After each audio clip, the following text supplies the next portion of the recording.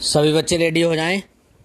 Exercise 48 खंड 1 ready start.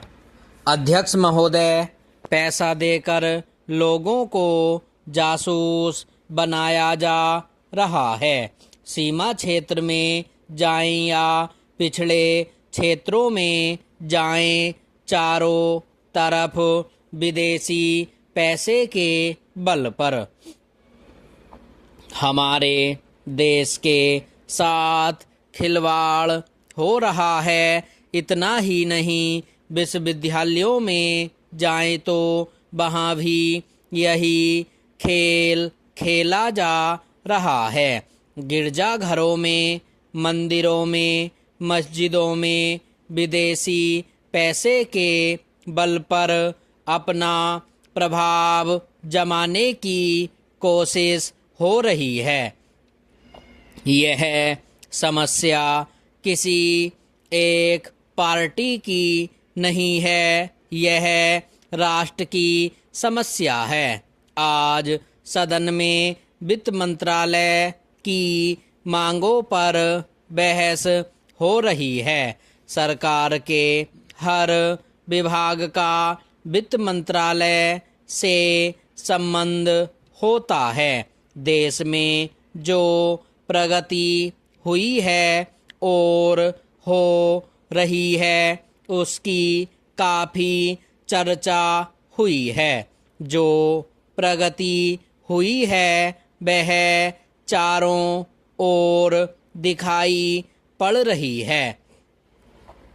कम से cum rail विभाग में तो काफ़ी प्रगति दिखाई पड़ रही है। रेलों में अब भीड़ कम होती है। बिजली का भी काफ़ी विकास हुआ है, लेकिन देहातों की तरफ हमारा जो दृष्टिकोण है उसको देखकर कुछ कष्ट होता है। अभी जो जनगणना हुई है उसको देखने से मालूम होता है कि शहरों की जनसंख्या अधिक बढ़ी है। आज देहातों से लोग शहरों की तरफ आ रहे हैं। हमारे राष्ट्रपिता ने कहा था कि लोग देहातों में वसें, देहातों के जीवन को पवित्र करें। लेकिन स्वराज्य के 55 वर्ष बीत जाने के बाद भी देहातों की तरफ न जाकर शहरों की तरफ लोग आते जा रहे हैं। इस प्रश्न पर हमको कुछ गंभीरता से विचार करना होगा। अगर देहातों में लोगों को सुख सुविधाएं मिलती जो आज शहरों में प्राप्त हैं, तो लोग देहातों से शहरों की तरफ न दौड़ते, बल्कि शहरों से देहातों की तरफ जाते। विराम चेंज। देहात के जीवन में दो प्रकार की चीज़ें थीं।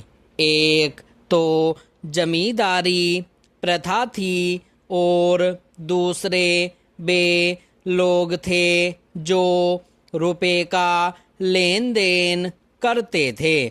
जमींदारी प्रथा समाप्त हुई। इससे लोगों को कुछ राहत मिली।